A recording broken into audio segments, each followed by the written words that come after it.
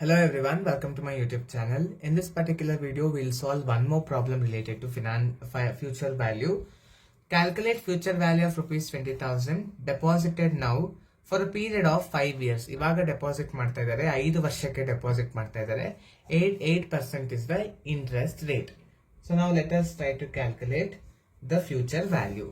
So the formula to calculate future value is equal to present value into 1 plus I into n. So present value ಎಷ್ಟಿದೆ 20,000 ಅದರ present value 1 plus I 8% ಅಂದ್ರೆ 8 divided by 100 into number of years ಬಂದು 5. Number of years is 5.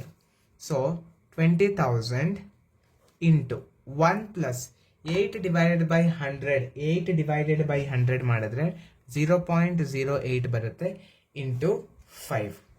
So which is equals to 20,000 1 plus 0.08 is equal to 1.08 into 5. So total 5 ವರ್ಷಕ್ಕೆ ನಾವು deposit ಮಾಡ್ತಾ ಇದ್ವಿ. ಈ 1.08 ಅನ್ನೋದು ಮೊದಲನೇ ವರ್ಷದ ಪ್ರೆಸೆಂಟ್ ವ್ಯಾಲ್ಯೂ. ಈಗ ಎರಡನೇ ವರ್ಷದ ಪ್ರೆಸೆಂಟ್ ವ್ಯಾಲ್ಯೂ ನಮಗೆ ಬೇಕು. ಯಾವ ರೀತಿ ಕ್ಯಾಲ್ಕುಲೇಟ್ ಮಾಡಬೇಕಂದ್ರೆ ಕ್ಯಾಲ್ಕುಲೇಟರಲ್ಲಿ 1.08 ಅಂತ ಟೈಪ್ ಮಾಡಿ, 2 ಸತಿ ಇಂಟು ಬಟನ್ ಅನ್ನ ಪ್ರೆಸ್ ಮಾಡಿ. Press the multiplication button 2 times. Next press the equal symbol once.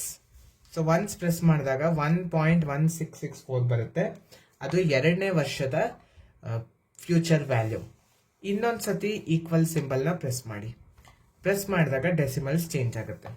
ಅದು ಮೂರನೇ ವರ್ಷದ ಫ್ಯೂಚರ್ ವ್ಯಾಲ್ಯೂ. ನೆಕ್ಸ್ಟ್ ಇನ್ನೊಂದು ಸತಿ ಪ್ರೆಸ್ ಮಾಡಿ, ಆಗ ಒಂದಷ್ಟು ವ್ಯಾಲ್ಯೂ ಸಿಗುತ್ತೆ. ಅದು 4ನೇ ವರ್ಷದಾಗಿರುತ್ತೆ. ಈಗ 5ನೇ ವರ್ಷದಕ್ಕೆ ಬೇಕಂದ್ರೆ ಇನ್ನೊಂದು ಸತಿ ಪ್ರೆಸ್ ಮಾಡಿದಾಗ 1.4693 ಸಮಥಿಂಗ್ ಬರುತ್ತೆ. ಮುಂದೆ take 4 digital, first 4 digits you take 1.4693 ಅಷ್ಟು ಮಾತ್ರ ತಗೊಳ್ಳಿ. 1.4693. ಸೊ 20,000 ಇಂಟು 1.4693 ಮಾಡಿದಾಗ ನಮಗೆ ಆನ್ಸರ್ ಎಷ್ಟು ಬರುತ್ತೆ ಅಂದರೆ 29,387, ಅಥವಾ ಅದೇನು ಬಂದಿದೆಯೋ ಡೆಸಿಮಲ್ಸ್ ಹಂಗೆ ಬರೀರಿ, 29,386.56. ಇದು ಫ್ಯೂಚರ್ ವ್ಯಾಲ್ಯೂ.